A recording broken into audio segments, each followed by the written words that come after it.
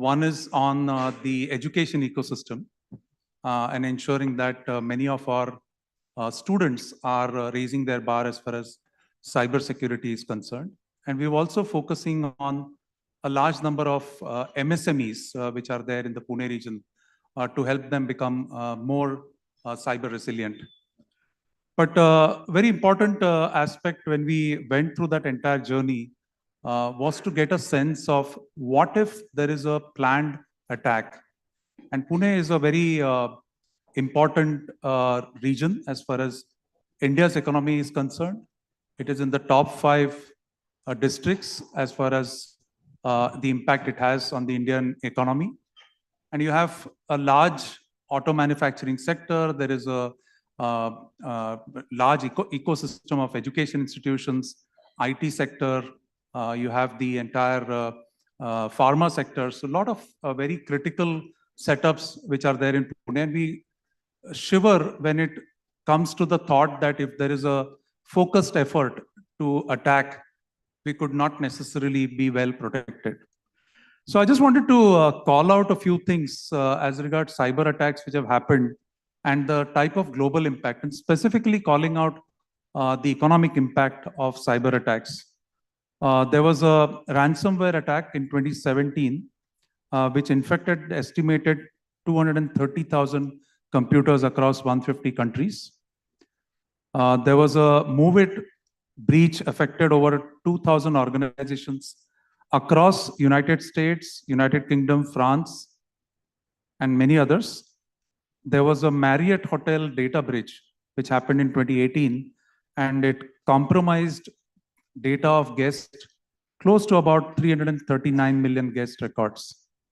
And very recently, I'm sure many of you have seen the impact of, it was not necessarily a cyber attack, but a flawed global update on a product called CrowdStrike, which pretty much impacted a lot of travel, a lot of economic impact, close to $1 billion. And there are various other impacts which have totaled up to very significant numbers. And there are some facts as far as these attacks and how these attacks are actually growing day by day. So India has experienced 46% increase in cyber attacks year over year. Organizations in India faced an average of 3,200 attacks per week. Over 1750 crore rupees was lost to cyber criminals just in the first 4 months of 2024. Globally also, the ransomware attacks have increased by 18% in 2024. Southeast Asia, specifically the manufacturing sector, and in countries like Thailand and Indonesia has reported quite a significant amount of local and global supply chain disruption because of cyber attacks. And finally on, we might think, okay, industry is getting impacted. Not so. Education and research sector in India is also increasing significant amount of cyber attacks. Approximately 53% increase in cyber attacks in just education and research sector. So these figures are an indicative of the world that we live in, and the fact that, the things which really shook some of us who are in the core technology industry was what happened in Israel and what Israel did in Lebanon with the devices. So the type of things which could be possible. And what we did was we decided to focus on the economic impact of cyber attacks, but also give you a perspective of very diverse set of experts from across the globe. So if you look at this panel, we have Ashwini, who represents financial services industry. She's based in the US in Atlanta, but she also has a GCC in India. So she has a dependency of her business in India. And she's been an expert in risk management, and I'm sure she'll talk about it. So we have her representing a very interesting perspective on financial services, US dimension, as well as having a GCC in India. We have Dattatreya Gokhale, who happens to be a veteran from the naval services, so comes in with the defense background, currently works in the area of cybersecurity in Bosch, and focuses a lot on cyber physical systems. So again, an Indian perspective, a German company, again, having set up in India, plus the defense sector, and his perspective would be very useful. We have Matthias, who has a strategic perspective on cybersecurity capability building, as well as a lot of technology. He's from Singapore and gives a very different perspective of how the Singapore government is developing various things to build cyber resilience and the type of things that he has been experiencing. And finally, the world cannot get a right balance unless we have representation from the European Union. And we have Alexander Gomes, who is from Netherlands. He is from the academia and brings in geopolitical and policy-driven approach to cyber resilience. And with expertise in technology governance and economic security, international cooperation. One of the things which he told me about, when we talked about collaboration, he said the biggest challenge Europe has is collaborating among the members of the EU itself. So he brings in that perspective. So with this, I thought it will be very good to have such a diverse set of experts representing different industries, different regions, different types of challenges that they have. So let me, to start off with, Ashwini, you've traveled the farthest for this event, and thank you all of you for being here, and also all your inputs, discussions that we've had in preparation for this session. So just wanted to start off with you, Ashwini. Give us a perspective from your side on where you see things in the financial services industry, specifically in the way the global business of your organization, which is Intercontinental Exchange, works, as well as its GCC. Okay. Hey, can you all hear me? Okay. So thank you so much, first of all, Dina, for having me over here. And, I also want to thank Pune International Center, Dr. Bambawale, as well as, other members of PIC, as well as the Ministry of External Affairs for arranging this very important dialogue. With that, one of the things that just yesterday, as we were having dinner, upstairs by the pool, there was a book that was given to me, and it was a book on cyber resiliency. I think the authors are sitting in the room, Rohit Srivastav and Alok Karnik. I just flipped and I saw page number 17. And on page number 17, it says that if your company is spending more time on coffee, then you will for sure get hacked. And it was a quote by Richard Clarke, who was responsible for national security in the U.S. Many years ago. But just to modify that a little bit, if a company is spending more time, forget on coffee, but if it's not spending equal amount of time as it is spending on every other business objective that they have, I think you will get hacked in today's age. I cannot, emphasize how important cybersecurity is across the world. It's extremely important to ICE. I represent ICE. ICE stands for Intercontinental Exchange. We own a number of clearinghouses and exchanges in the world. We own the New York Stock Exchange. We have a data business. We also are in the process of digitizing our mortgage industry in the US. So in short, what does a company do? It basically is in the process of digitizing everything analog that we can see. From that, how do we do that, right? Technology. It's all technology, underlying our exchanges, whether it's New York Stock Exchange, whether it's ICE Clear Europe, whether it's ICE Futures Europe, whether it's ICE Futures US, everything is run on technology. And I just cannot emphasize how important the security of all of that technology is. So, if I may share an interesting tidbit, I have the honor to kind of participate in our quarterly risk committees that we do at ICE at a parent level. I do want to say that, our CISO, Cyber Security Officer, is a part of each of those meetings. He presents, what the landscape is, what the threat landscape is, what are we seeing across the world. What are we seeing across the segments? What are we seeing in terms of issues that we are experiencing? The one person at ICE who doesn't get denied a dollar amount. We look at budgets every year, right about this time. We have a calendar year, Jan to December. Approximately in October, November timeframe, we finalize budgets, right? All the departments probably have a pushback. The one person who does not get any pushback in our company, that's our CISO. That's the commitment that the company has to cybersecurity. I'm sort of, I just want to divert away from ICE a little bit. Obviously, it's important for ICE, but the one other thing that I want to say is it's important for every financial company in the US. One of the things that we do see, just our network is so huge. We've got about, and we say this to, publicly to a lot of our members, we've got about 400, if we just look at our clearing segment, right? We have about 400 direct clearing members who come to us with a good level of capital, right? But we've got thousands of clients. And these clients, could be banks, they could be depositories, they could be, investment banks, they could be, but they're also the Glencores of the world, or they are the Trafigura's of the world, who are producers, who are, consumers. So there's plenty of clients who come to us, on a regular basis.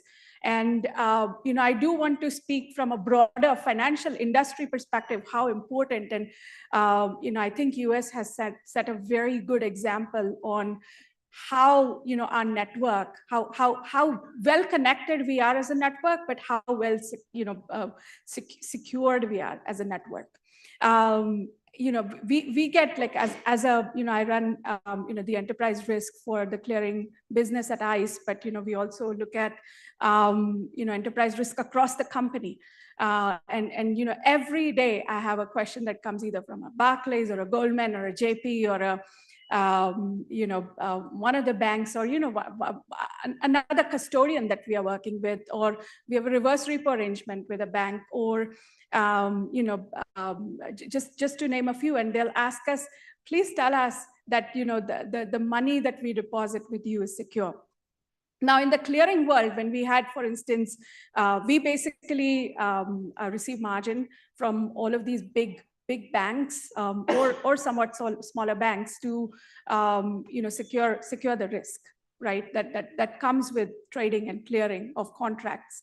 When we had the war, Russia-Ukraine war, and this was back in, I want to say, December of 2021, when it was at the highest of the volatility, we saw peaks of, contracts. For instance, we have a benchmark contract called Dutch gas, it's called the TTF gas. The amount of money that we were handling on a day-to-day basis was $260 billion. That's the level of, the highest we've seen. But, on a day-to-day basis, even today, we handle roughly in the range of like $150, $160 billion on a regular basis. This is money that I get to report every day saying where that money is posted, how that money is securitized, and is that money safeguarded.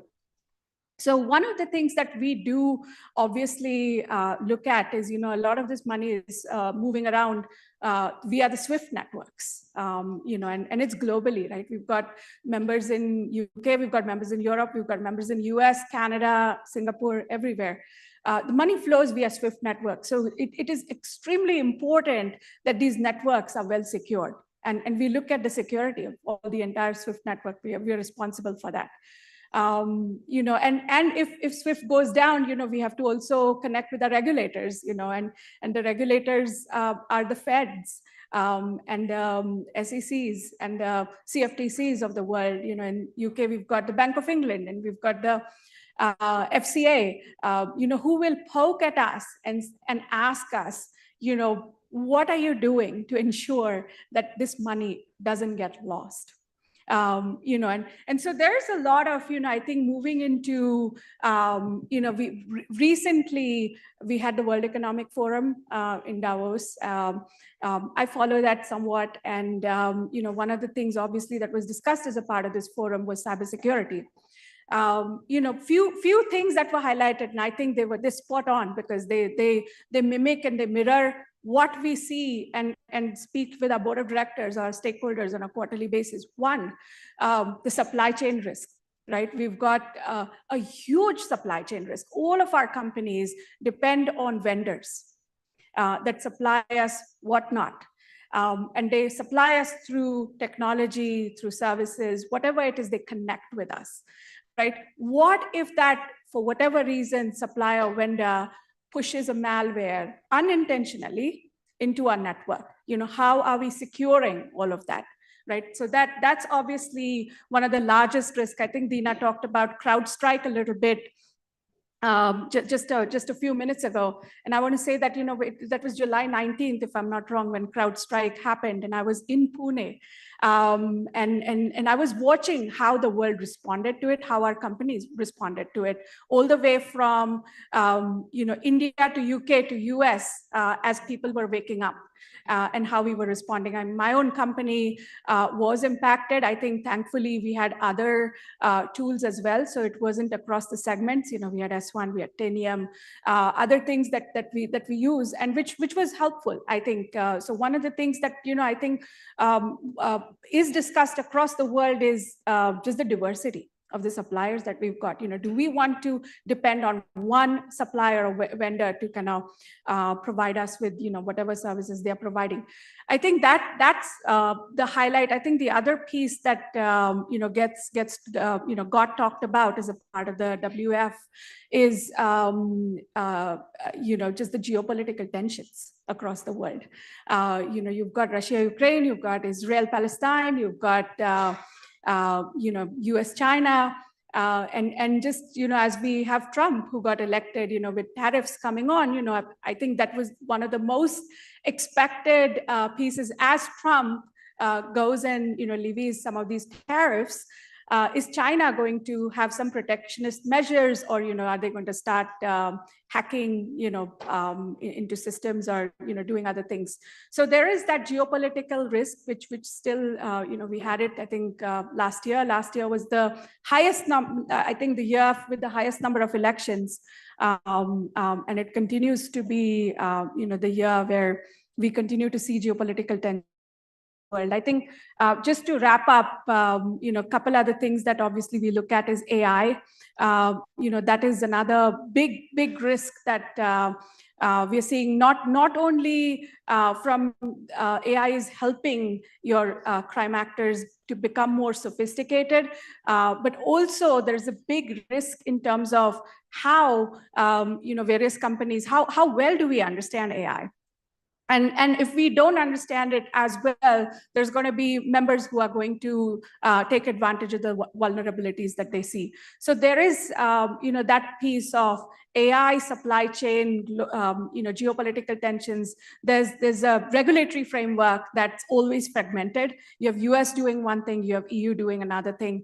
You have UK doing a whole nother thing. And so there's always going to be that fragmentation. So unless we all come together for some sort of a cooperation, in terms of setting a baseline or set of standards, that's going to remain an issue. And then the last piece, before I hand over, I think, is the skills. I think there's a raising, there's a cyber haves, and then there's a cyber have nots. And I think that gap is, increasing more and more as we see some of this stuff. But, I'll maybe come back to, additional stuff, but maybe I'll just pause and then let. Thanks, Ashwini. I'll probably move on to Matthias. Matthias, you have been talking a lot about critical infrastructure and public-private partnerships in enriching things, and give your perspective from a technologist perspective. How do you see the things evolve? What are the type of things which are very unique in Singapore specifically you spoke about? Give us your viewpoint. Thank you so much. First of all, I just want to thank the organizer, the government of India, for inviting me over here. It's really a pleasure. It's my first time in Pune. This place is amazing. Yeah, I just want to share a little bit. I am a technologist.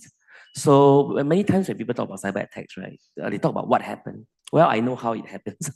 So in a sense, if you have any question about how things happen, just let me know. I mean, later we can have some audience question. But in cybersecurity, one of the concerns that they have is on OT security, or we call it critical infrastructures. These are your power plants, your water plants, things that if it's bring to a halt, it affects the economy. And we call it as critical services. Many times we thought that cybersecurity is about malware, it's about defending against cyber attackers. But unfortunately, we don't know the kind of operandi that they are approaching on. Just give an example. In, I think, 3 years or 4 years back, California, all of us remember if you talk about OT attack, we talk about Stuxnet, right? But that's so long ago. That was like 15, 16 years ago. If you talk about the recent attack, just in California, there was this employee who left, was fired from a water plant. He came in, he logged in back to the environment, and he created certain kind of commands to the PLCs, sorry for the terminologies, the attack, and he poisoned the water. And it remains undetected until there was these engineers who saw his mouse moving uncontrollably, and he called, and immediately they stopped the attack. So this is only like 4 years back. And we talk about just 3 years back, and in fact, I think it's last year, sorry, 2 years back and last year. Queensland, very near to us, they have a attacker that has been camping inside their water plant for the last 9 months, undetected. And so the attacker decided to do some attack, and they were shocked. And they dated some of the files back all the way to 9 to 10 months ago. Now, this is the critical infrastructures that is unprotected. And often we think that, hey, we should have some cybersecurity personnel there, right?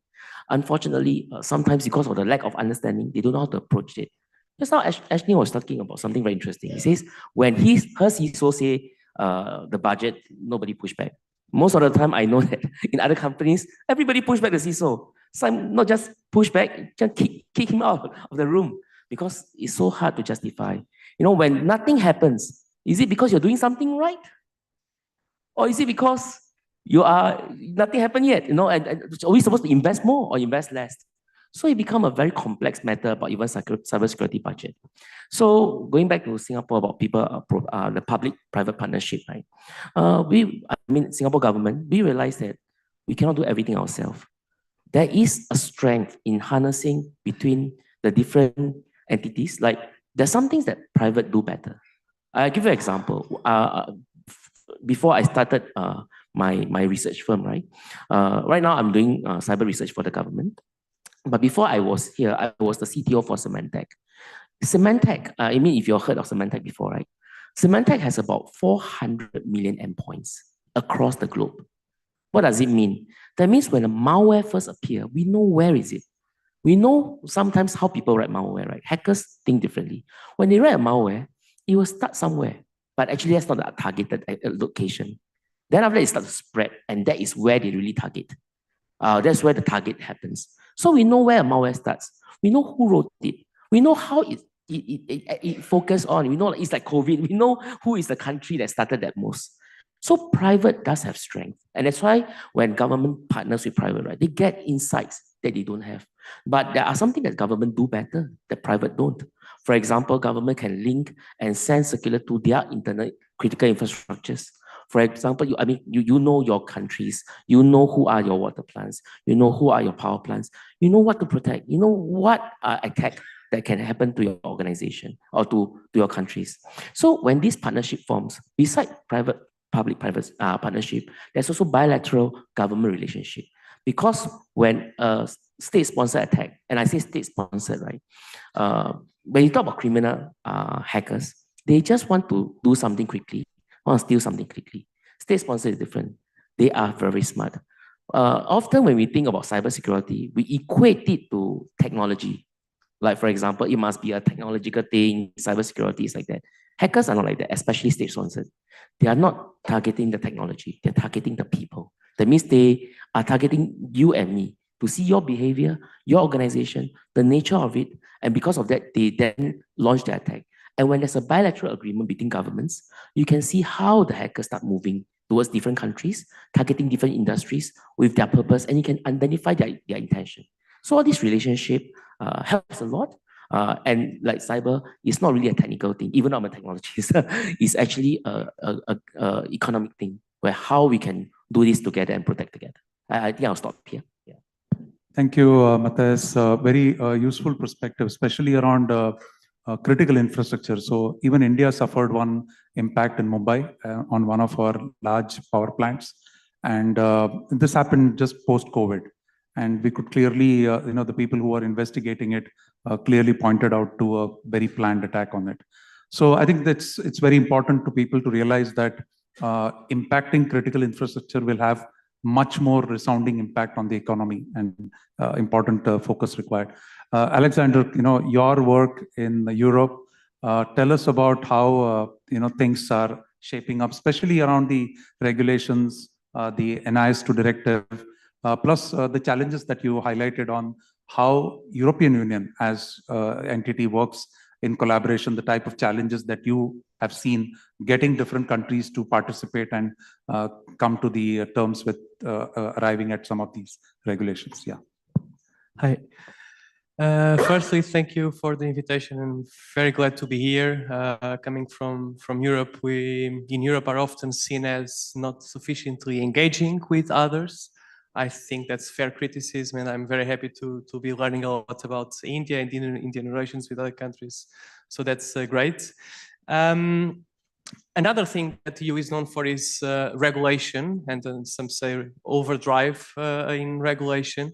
I would argue that when it comes to cybersecurity, well, on the one hand, there is a fair comment. We do regulate a lot, but also I would think and I would argue that that's quite important to do. Over the past 10 years, there has been a growing attention and focus on big tech in Europe. Firstly, because we realize we don't have big tech in Europe. So if you look at the cloud sector, for instance, over 70% of the cloud market in the European Union is dominated by 3 companies. And those are Microsoft, Amazon, and Google. And that's across the board, the reality that we have. And so GDPR was really the first piece addressing cybersecurity related issues. And in this case, of course, you know it for being the General Data Protection Regulation. It has been put in place in 2018. And it was the first of its kind where privacy was put at the center of the concern and the discussion. And we eventually got to a piece that has been served also as a blueprint for other countries, including India, to address privacy and data-related concerns. And in case I often get this question, do you guys ever implement it and actually go after those who don't comply? Yes, we do. I actually just checked this morning the numbers, and the highest fine ever was for Meta, 1.2 billion euros of a fine.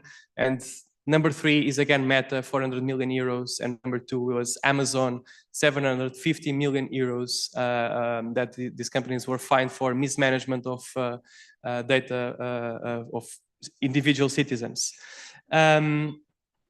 After GDPR, a whole lot of other regulations came up, and on cybersecurity, I would highlight maybe just 2 or 3.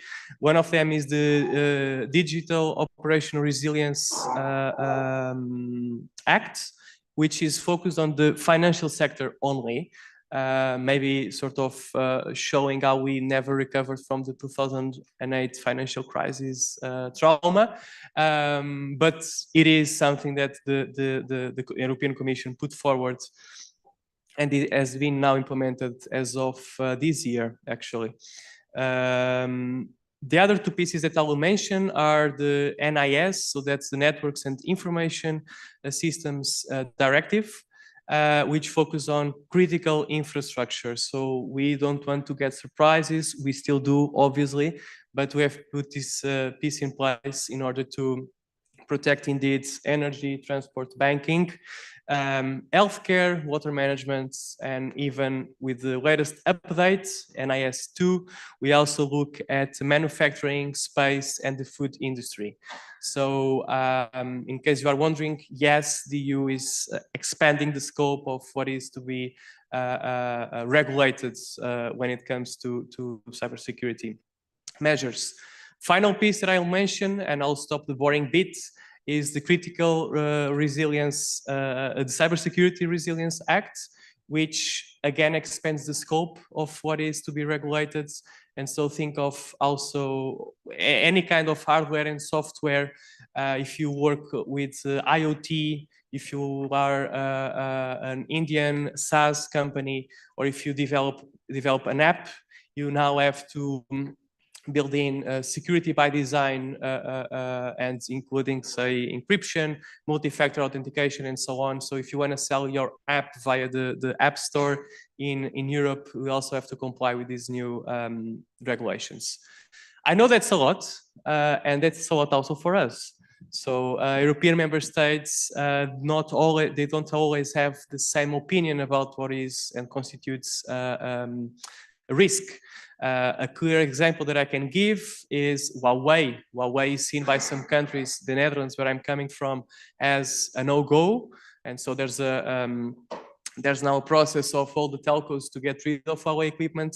Some other countries are a bit later, or are a bit on a different pace when it comes to in this case, mobile networks equipment.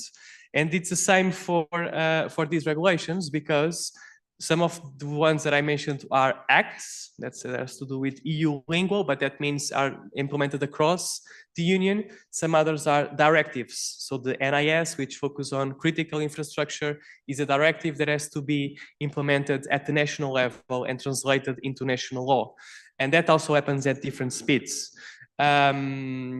If you add the geopolitical element to that, of course, some countries are more aligned with the US. Some other countries, Hungary, I'll give it as an example, are less concerned with China or Russia than most of our member states. So also there's a gap. But in any case, I think if you ask the average EU policymaker, you'll quickly get to the conclusion that one, regulation is good, and also from the businesses, I've been hearing this every now and then and more often, which is, I think, a good thing. Regulation provides security both to citizens and consumers, but also to companies, so that they know what they can count on. Of course, there's some burden when it comes to the initial steps when people are trying to understand these regulations, but ultimately, the idea is that we get better together. And just maybe to close for now, internally, we do try, and some of the, for instance, NIS2, but also the Cyber Resilience Act, have specific measures that aim to uniformize and reduce the fragmentation of these regulations across member states. So the European Union Cybersecurity Agency has now a mandate to coordinate and create a platform for greater coordination with member states. So that's internally what we're trying to do. And the new European Commission, the new Commission of the European Union that's just initiated the new mandate for 5 years, has one of its main goals to reduce the overlap that exists between some of these regulations. So simplification is a key word at the moment. So that's internally, and then externally, sort of take use of the so-called Brussels effect, the idea that came up with the GDPR, that regulation at EU level can be used and serve as a blueprint for others, is also something that the European Union is certainly looking after. And yeah, another piece, and I'll conclude now, the AI Act will also probably be one of those pieces where we'll be very much looking forward other countries adopting an AI secure way of developing technology. Yeah. Yeah, thank you, Alexander. I think there's a great opportunity for institutions like PIC to collaborate on some of these efforts that you are driving. Dattatreya, over to you now. And you know, we've all, you know, the question which was asked, did you drive in your own vehicle? The question which was asked, was your vehicle secure? Could somebody have hacked into a car, which many people probably don't realize that that's an absolute possibility. And you are now into the automotive sector. You know, you have also been in the defense side of it, and you've seen the type of controls that are required to build in any of the mechanization, anything which the defense forces procure. So give your perspective on cyber physical systems and various things that you see as challenges and opportunities.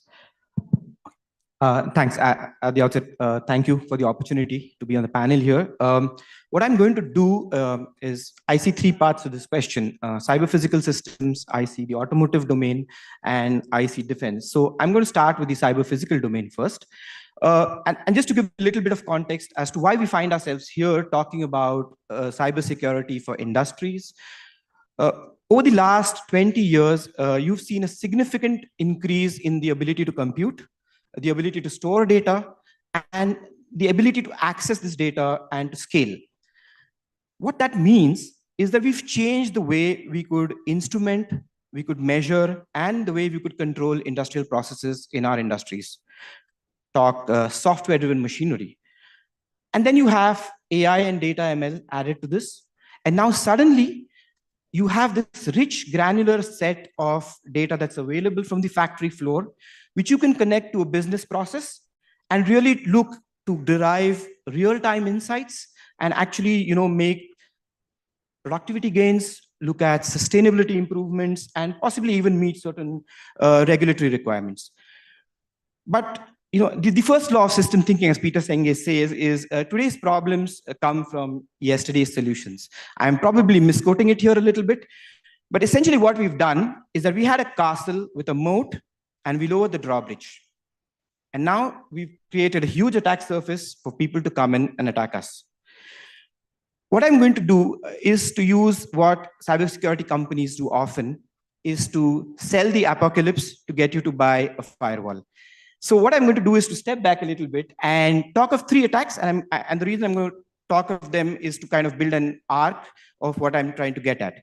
The first is what Matthias referred to earlier. 15 years earlier, Stuxnet, the first known weaponized piece of malware, targeted to target a particular industry, a very, very specific set of controllers. I'm sure if all of you've heard about it.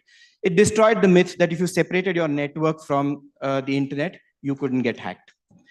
The second is what is known as Triton. It was discovered in 2017 in a Saudi Arabian petrochemical plant.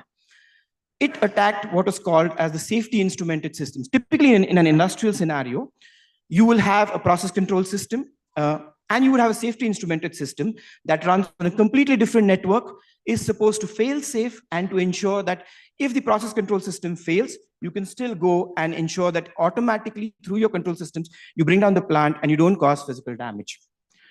So Triton attacked this.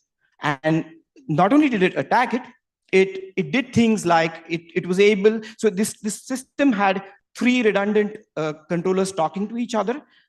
Any disturbance in the state would bring the whole system down. Triton was able to penetrate that. It was able to overcome issues such as proprietary communication protocols. They re-engineered all of that. The third one that I want to talk about, of course, Triton didn't cause damage because it brought down the plant by mistake and it got detected. And the third one that I'm going to talk about is 2022. It's called Pipe Dream or Industroyer. It's, if you may, the Swiss Army knife of malware. And what it does is essentially really lowers the bar for an attacker to attack an industrial control system. And the arc that I'm trying to build here is that from 2008 to 2023 today, you moved from nation states to script kiddies being able to attack your industrial control systems. But there's a paradox here. It's not as easy as it sounds. Typically, when you get inside an industrial control system, and it's often very easy to do that, is that you require very specialized knowledge to be able to make an effect. So that's the paradox that you need to tackle. But what happens now is that when you put AI into this mix, suddenly the threshold of being able to engineer an attack drops significantly. And just as an example, we had a symposium in Bosch just last weekend. We put up an attack demo using an open source ICS, virtualized ICS system. I don't know embedded programming. I used Claude to write an attack that brought down that PLC. So it's probably a trivial example. So what do we do? How do we protect this? And I think you have to go at it and I'm going to talk of three ways to do it. The first is people, process, technology. And I say it in a very specific order. Typically, in a cyber security or environment, the most weakest link is the person. So what do? You use technology and process to overcome human fallibility. You use processes and humans to get technology working right. And you use humans and technology to ensure that you have the right processes in place and they are followed. The second piece is looking at certain principles of security. Security by design, I think Matthias referred to it, I think Alexander referred to it. Studies have shown that slapping on security later and later in the product development stage increases the cost multifold. The second part of it is a risk-based approach. So you have finite resources as a business, capital, human resources. You need to deploy them wisely so that you actually tackle the threats that exist. And it's not a very uncommon thing. I think the financial world follows it to the T. And most other cybersecurity, pieces will talk of risk management. It's a piece that nobody really wants to get into. A little bit of art more than a science, but yes. The third part is layered defense. You want the border, you want somebody in between, you want a moat, you want the castle walls to be high enough, and then you want somebody standing on the castle walls to make sure that nobody's crossing the moat. And the third is to limit the blast radius, as we say it. Make sure you design your system such that if somebody gets in for whatever reason, you kind of limit the damage that he's going to cause. A lot of English, how do we do it? So one way to get at it is frameworks. And frameworks really help you to think of this problem in a very systematic way. So there are cybersecurity frameworks like NIST, CSF 2.0. They talk of approaches like identify what you need to protect, detect somebody encroaching, then respond to the problem, recover from it. I think I missed a step there, but yeah, that's really what it is. But there are other, and I'm coming to the resilience part here. There are resilience frameworks which look at it slightly differently. And there we're talking of anticipate, withstand, recover, and adapt. And the focus here is to acknowledge the fact that you're going to get attacked. There is no way we're going to get away with that. And so you build in resiliency from the point of view that if you're going to get attacked, can you withstand, absorb some of the attacks that come your way? How fast, how quickly do you get back to business as usual, right? So that's really the industry part. If you want me to go to the automotive side, do I have time or? No, we'll take it up later. What I will also do is call out some of the initiatives which are happening across the globe on collaboration. Like, I'll probably give a couple of minutes to each one of you to talk about collaboration in each of your regions or your industry. If you can call that out, and then we'll open up for questions. Just a couple of minutes each. Yeah.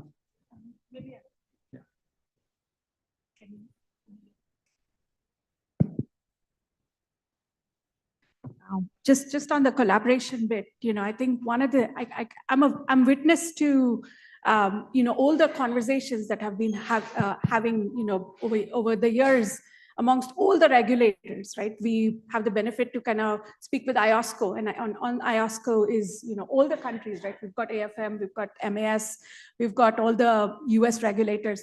There's a huge discussion around how do we get to a same framework? How do we get to the same baseline? We're all learning from each other. There's industry groups like FSISAC, there's industry groups like FSARC.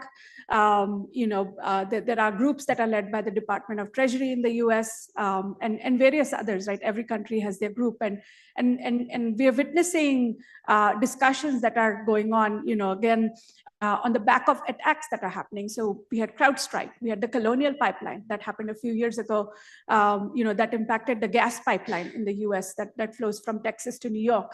At the back end of all of these attacks or events that we are seeing, or the incidents that we are seeing, there's a huge amount of collaboration that's going on where, for instance, just the NIST framework, there are certain things that are really good about the NIST framework, and more companies are trying to adopt that across the public and the private sector. So while, I do understand that, there's a lot of regulatory fragmentation, and there's a lot of, it's one of the risks that, maybe are we doing more in the US, but not so much in the EU, you are not so much on the east side. I think we are all learning from each other, and I'm seeing these based on number of conferences that we attend. So again, it's going to take some time for it to happen, but it's happening for sure.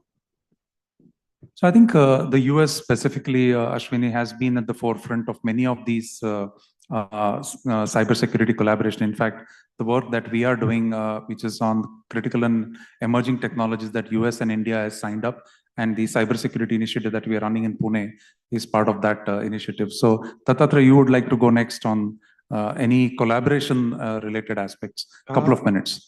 Sure. So what I'm going to do is to kind of break down collaboration in the cyber world under 4 heads. Not talking my industry in specific, but that's what really gets done. The first is standardization. And it's very well understood that if you want economic and you want to make economic sense out of it, you need to standardize. And standardization happens at many levels: protocols, interfaces, data formats. It reduces the cost for building applications. It reduces the cost for changing things. You don't need to break the whole system. You can do it in pieces. The second part I want to talk about is sharing intelligence and information. And I come from the defense background. The wide seas, there are no borders. You don't have the power to control or to understand what goes on in the maritime domain. Sharing information is the only way to be able to handle this. There are a lot of frameworks, open source and closed, that are used to be able to share this kind of information, attacks, methodologies, vulnerabilities that exist. The third part that I want to talk about is regulatory harmonization. And that really reduces the cost of compliance. It makes sure that if you build a product in India today, you can sell it to the EU, or if you can sell it to somebody else, and you don't need to do much to change that picture. The problem there is conflicting regulatory requirements. Typically, just off the top of my head, you want to have data to be retained because it's financial data for some amount of time, but then you have privacy on this other side, which dictates that you can only maintain it for X amount of time. And now you have two regulations conflicting. How do you resolve this? And the third part, and this is really something that possibly you could think of, is we don't look at legislation as an indirect means of collaboration. And I kind of refer to what Alexander said earlier. When nation states, or when blocks of nations like the EU come out with regulations like the GDPR and force countries like India to kind of mirror those regulations, and take them forward. In the automotive domain, you have R155. We mirror it in AIS 189, 190. We are collaborating indirectly and in making sure that we have a more safer environment around us. Matthias, Singapore has emerged as a key player in collaboration in the Asia-Pacific region. And you have the ASEAN Cybersecurity Center of Excellence, the Australia-Singapore Cybersecurity Arrangement. So give us some other data points which could be useful for the audience on collaboration. Okay, thank you so much. I think my previous 2 speakers covered a lot of points. So let's go to the specifics. I think it's more of a belief system because we know, we felt this is what we believe, that cybersecurity is a team sport. We cannot be isolated and try to do everything ourselves. I also know the hackers world, right? The hackers are quite interconnected by themselves. So actually, they are sharing information more than what the good guys are. So I think for government, I will just touch on 2 points. The first collaboration is like government between governments. I felt that we don't have to reinvent the wheel. Just see the strength. Every government or every country has their own strength. Like for example, in our country, we set up this thing called NICE Lab, whereby we test on the IoTs. And we really test to take out the chip, I don't know why the government invests so much. I was really impressed at it. But we really go and drill down to the electrical level to see whether potentially this IoT could have been poisoned. So when other countries heard that, they say, hey, we don't have to reinvent the wheel. Let's just leverage on your lab. And we also leverage on other people's lab. So this collaboration actually helps us to speed up our area of wanting to secure. Because I think sometimes you are running out of time. We can build up a lot of things in our pipeline, but the hackers are not waiting. They're just ready to strike. The second thing is the collaboration between the government and also the companies.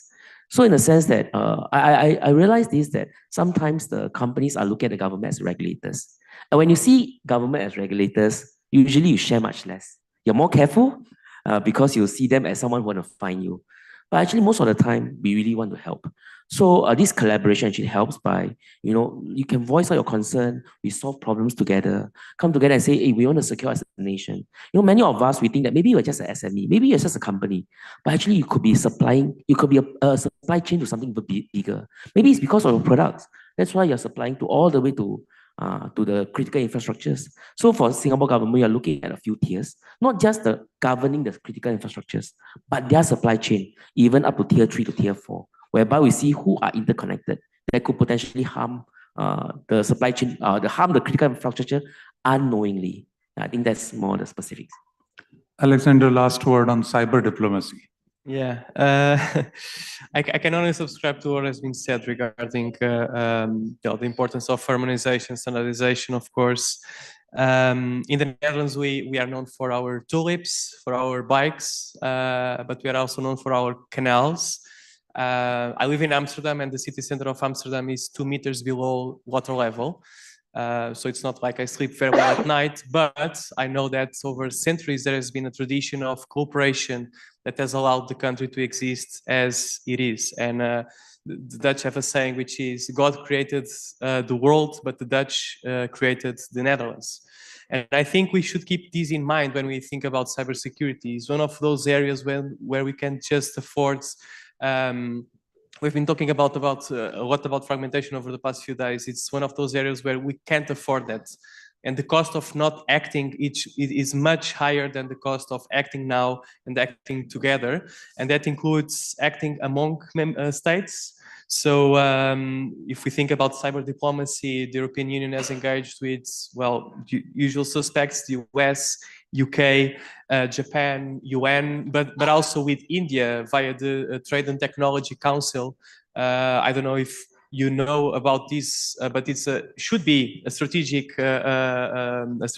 forum for EU and Indian officials to align on many topics. But one of the working groups is really about cybersecurity. So I would expect that, when we talk about new regulation on cyber and how that impacts, as I mentioned earlier, an Indian app that to be sold in Europe, I would expect that the Indian government communicates with its business community and informs about these developments. And I think in Europe, I'm certain we don't always do that, and we have a lot to improve.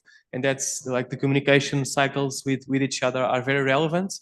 And the other element that I'll just add is, I think also it's a way of diplomacy, is as Matthias was mentioning, the cooperation between private and public sector. I think cybersecurity is really an example where accountability is not clear. If you look at critical infrastructure, Joe Biden said it himself in 2021. In Europe, that's a given. Massive chunks of our critical infrastructure today are managed by private sector. But the citizen who loses access to electricity or water will not blame Microsoft or CrowdStrike for what happened. We'll blame the local official and the local government. So the awareness about where responsibilities start and end should also be a very important point of attention. It's something that the EU is trying to improve with the latest acts that I mentioned, but is not sufficiently done, I feel, in Europe and elsewhere. So that's also something to keep in mind and to learn from Singapore, I heard just now. Yes, so absolutely a great amount of opportunity to collaborate. I think it's a great opportunity now to collaborate with the audience as well and have them share their set of questions, any discussion points you'd like to raise. What we'll do is we'll take 3 questions. We have roughly about 10 minutes. Just go one after another, then we will let the panel respond whichever way they want. Yeah, there are 2 questions right here. Mr. Gomes and Mr. Gokhale, my question is for you with regards to EU policy. So India has rejected the Budapest Convention of 2001 on cybercrime, citing sovereignty concerns and lack of involvement in its drafting. Similarly, China and Russia, through the SCO, have also argued that it gives foreign law enforcement too much access. They've claimed it ignores cyber sovereignty and it fails to effectively address cyber terrorism concerns. And now with, specifically international AI-driven cyber threats on the rise, like we mentioned, cybercrime, cyber warfare, do you think that the Budapest Convention needs to be reformed to stay relevant and to include those states that have not ratified? And additionally, Mr. Gomes, you mentioned that enforcement in the EU is strict. In your opinion, should the EU be more flexible in its approach to include these major nations in its policy frameworks? Thank you. Yeah, thank you. We'll take the next question as well. Hello. Hi. The panel has discussed the private, economic, and geopolitical context. So my question is regarding cybersecurity is very much essential for national security, and an impactful example of the same can be the cyber attack to disable the Viasat KSAT satellite launched on the day when Russia invaded Ukraine. So I would like to know your views on the collaborative action to address the cyber warfare threats to the national and international security, taking into consideration the continuous advancements that are going on in the cyber as well as space technologies. Thank you. Thank you. Any other question? Yeah, Alexander, you would like to go first? I'll refer to the first question. Let me put it like this. I think in Europe we often fail when we say that we are when we focus on values and we are value-centric and human-centric and so on. And I think cooperation in cybersecurity, and given even the title of the session, economic resilience, we should also talk about shared interests. And it's of no one interest to have, I mean, we can talk about cybersecurity, but the CrowdStrike example is not even about cybersecurity. It was not about a cyber attack. So I think we should just talk about shared interests, shared economic interests as well at that dimension, and consider the impacts that we feel every day. The CrowdStrike attack stopped the Schiphol airport. The Schiphol airport is the airport in Amsterdam, and it's one of the biggest hubs in Europe. And the airport had to close for a few hours because there were no computers. What I mean is, let's focus on our shared interests. And we can talk about the Budapest Convention. We can also talk about the UN cyber framework. There is a gap. There's a certain fragmentation when, in terms of how we look at cybersecurity.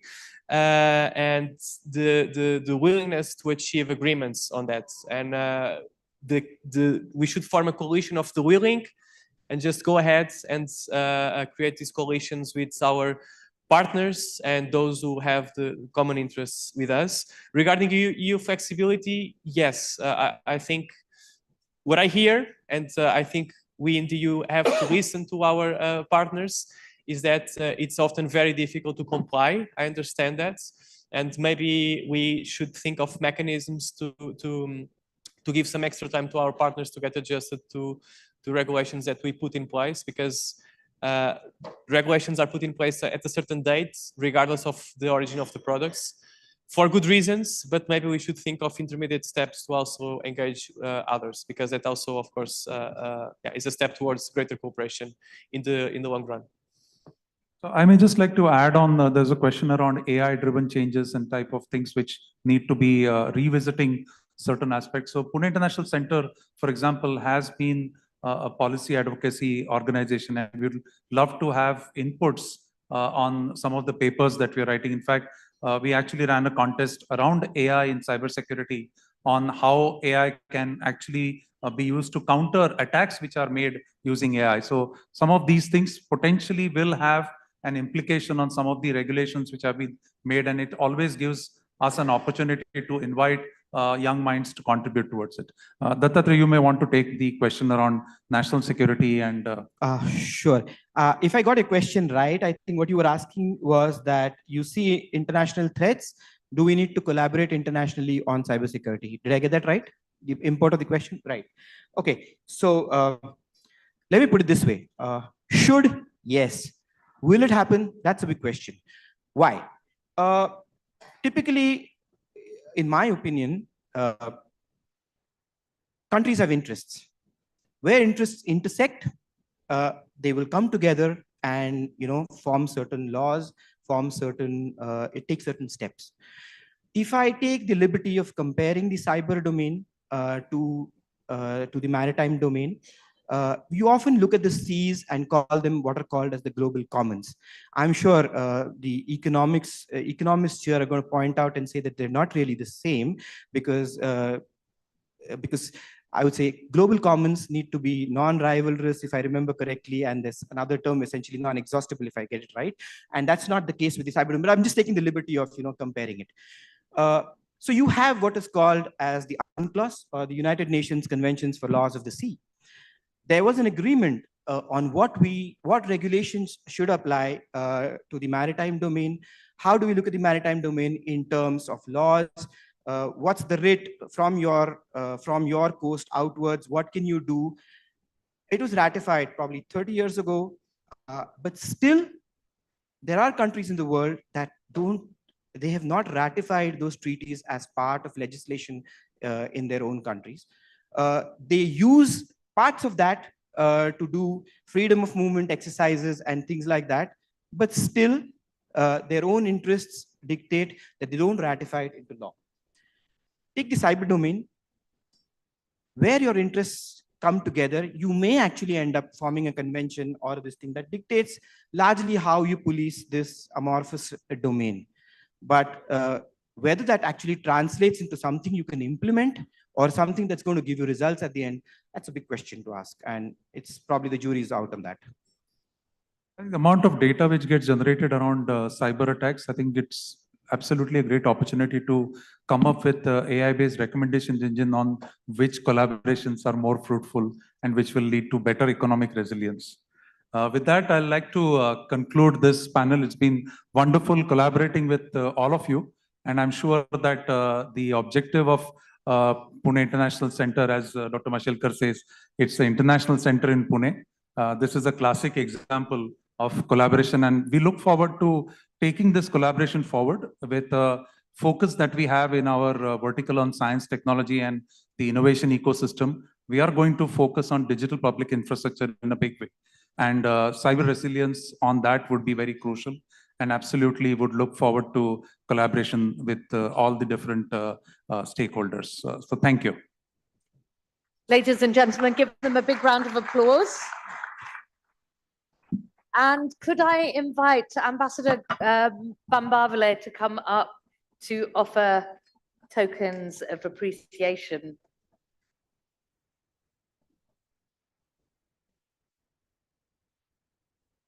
Ambassador, if we could start, okay, let's start with Alexandra Gomez. Thank you.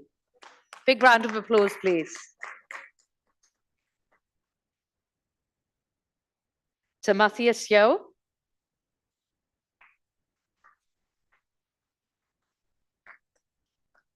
To Ashwini Panse.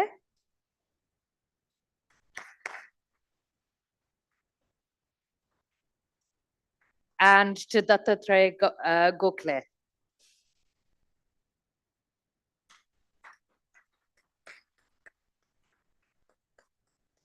Perhaps we could get a group photo. And of course, to Dina Kolkar. And let's get a group photo on the stage. One last round of applause for them. Thank you. And panelists, if I can ask you to stay on the stage for a minute. Can I ask you to stay on this stage just for 1 minute? Because as we come to the end of this insightful session, we have a special moment to recognize some brilliant young minds. Dina talked a couple of times about the competition that was held.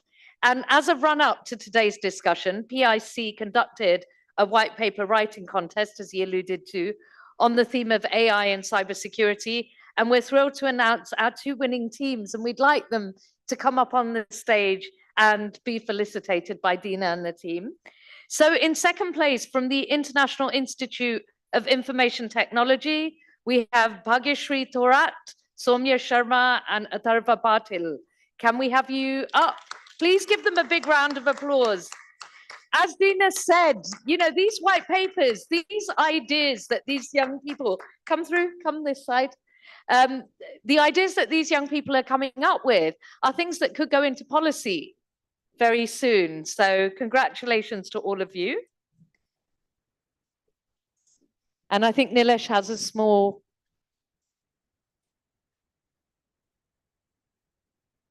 prize for all of you.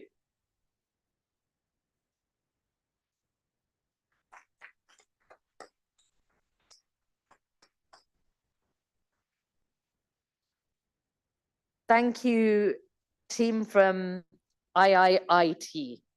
Thank you. And the first place winners from Symbiosis Center for Information Technology, please welcome Isha Chavan and Anubhav Mathur. Congratulations.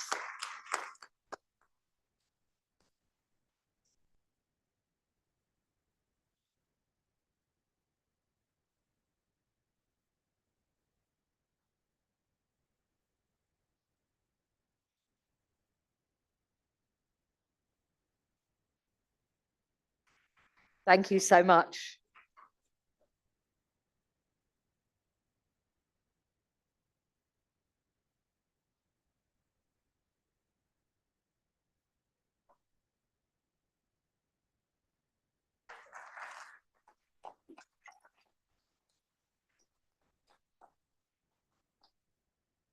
Thank you. Now, I have been requested to prepone and do the final session and then have everyone go off for a tea break. So I hope that's okay with all of you. So we're going to continue with the last session for today. Our exploration of economic resilience and resurgence. We now turn to a critical question. Can Asia lead the